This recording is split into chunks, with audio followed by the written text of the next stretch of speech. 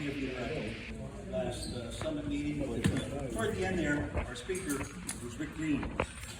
And Rick Green proposed a preparation of America for the 250th celebration of the Declaration of Independence. He said that we would be working on this in ways to introduce Americans to the foundations of freedom that we have. I think he said liberty, rebuilding of liberty. So he had a rebuilding of liberty program. And I thought, wow, that's something I'd like to work on. I'd like to help him with that. We have a few historians here that who would be interested in articulating freedom for the country. So I went to the Patriot Academy site and I looked for Rebuilding Liberty. It's out of print. He did this project this year, 2025, 4th of July, and he made a big program out of it. Well, I don't know if he was really prepared at that time. He might have had it suggested to him, or he thought about it that maybe we'll do it for the 250th. But he wasn't prepared for an onrush of people to want to pick up this program and move forward with it. So I kind of put him with his guard down here. I mean, I wanted to do this, and it wasn't ready yet. So I looked into Rick's past, his accomplishments in writing, and I found a book that he wrote called Freedom's Frame. And in Freedom's Frame, he outlines the 4 principles from the Declaration of Independence that hold it together, that give us our freedom. Self-evident truths, endowment by our Creator, consent of the governed, and the pursuit of happiness. Those are the four sides of the frame that he suggested. And it occurred to me in a dream. No lie, I dreamt this. And I said, well, we've got to do that. So that's what I did. I produced a frame to put before people.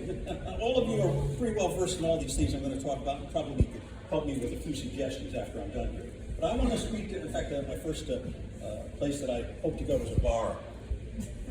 And a bunch of people, the Connecticut Liberty group, they gather patriots with all the various issues, and they talk, and they commiserate with each other and all the problems and everything. But I've been able to present them this Convention of States and the plan that we have.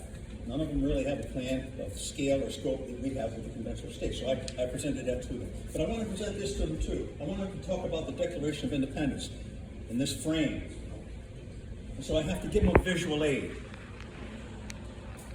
Frame is for freedom, and it has 4 sides: self-evident truths, endowment by our Creator, pursuit of happiness, and the consent of the government. Governed, not the government. That's what we have today. It's consent of the government. They want to tell us what's right and what's wrong.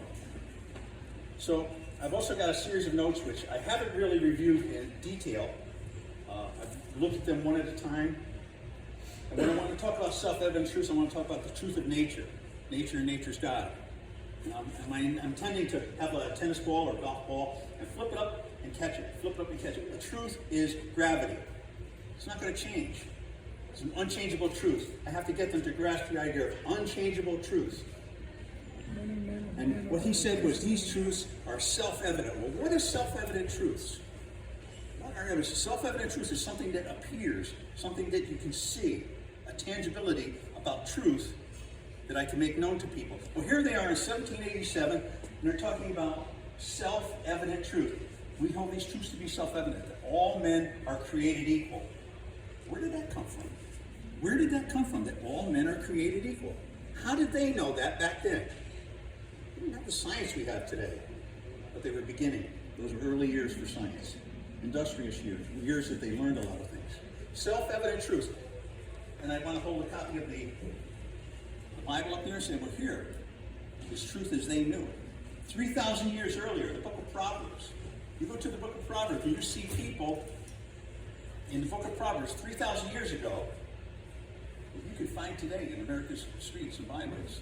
Same people, same good, evil, bad, in between. They're all there, self-evident, created equal. That's important. Understand that we have to have truth. We have to have an absolute. What substituted faith in God in our country has been humanism. That man is the measure of all things. Well, that hasn't worked out for us. It hasn't worked out at all. And what we have to get back to is an understanding that we have a creator. And that this creator provides us with an absolute of truth. The next item, endowment by our creator. The endowments we have are unalienable rights.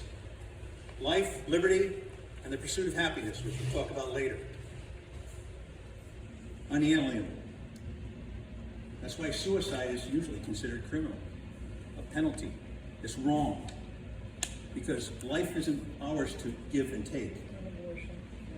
We have a creator, and endowed by our creator with life and liberty. We have pursuit of happiness. And in that chapter, Rick talks a lot about capitalism. And I'm not all that familiar with it, other than that we ought to be free to make as much money as we possibly want. I hear complaining about, oh, this man has too much money, Musk in particular. Too much money. He has too much money. Well, who are you to decide who has too much? That's not for the government to decide. That's up to the individual to make as much as he possibly can, legitimately, ethically, not dishonest. And where do we get that moral value of dishonesty? The Creator. Pursuit of happiness. We ought to be able to, parental rights. We have a right, unalienable right, as parents, to raise our children. Well, now the state wants to tell us that, yes, they're your children, you feed them, you clothe them, you house them, they belong to the state. When I was raising my children, that's what was taught to us. That's why we did homeschool, because we didn't want the state to raise our children. We wanted to raise our children. That's an unalienable right. That's our pursuit of happiness. That's another side of liberty here, freedom. Consent of the governed. We vote. It's not enough, and you know that. It's not enough to vote. Our consent comes by way of agreeing with what is being done. And we all here in this room, we don't agree with what's being done. And so we're gathered, and we're making a statement. We're going out and we're telling other people, consent of the government. What are you consenting to? The question goes to Democrats and Republicans. We don't discern. We want consent of the governed. One of the ways to do that is to stand up for these matters and to speak out. Our activities are intent upon educating our countrymen, helping them understand that without them, without these four things, what we have is tyranny. That's what it comes down to, tyranny. Someone else deciding for you what is right and what is wrong. Someone else telling you what you can or cannot do. We don't want that. We want freedom. Therefore, we need the entire frame.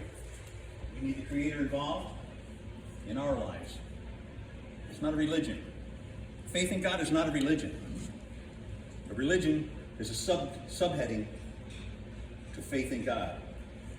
We can separate church from state, absolutely. But you can't separate God and country. The Supreme Court only decided that in 1947, that they wanted to erect a wall. And what they did was they erected a wall which excluded believers in the Creator. Up until 1947, it was handled correctly. So it's up to us to turn around what has happened in 75 years. 75 years of history is no grounds for what is good.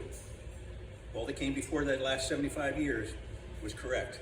We have to get back to that. Well, that's about what I have for today. I don't want to take too much of your time, but I wanted to show you this, and if you have any suggestions for me, please say so. Thank you.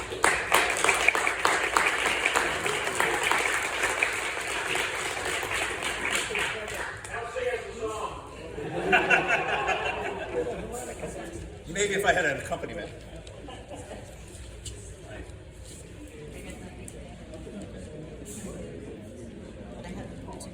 It's polystyrene, you know, best I can throw together. And by the way, I'm going to be seeing Rick Green next Saturday.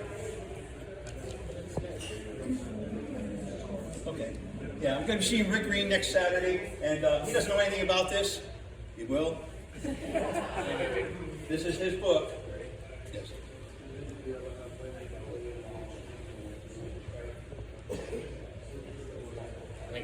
Again, this is the embodiment of this book, Freedom's Frame. If you buy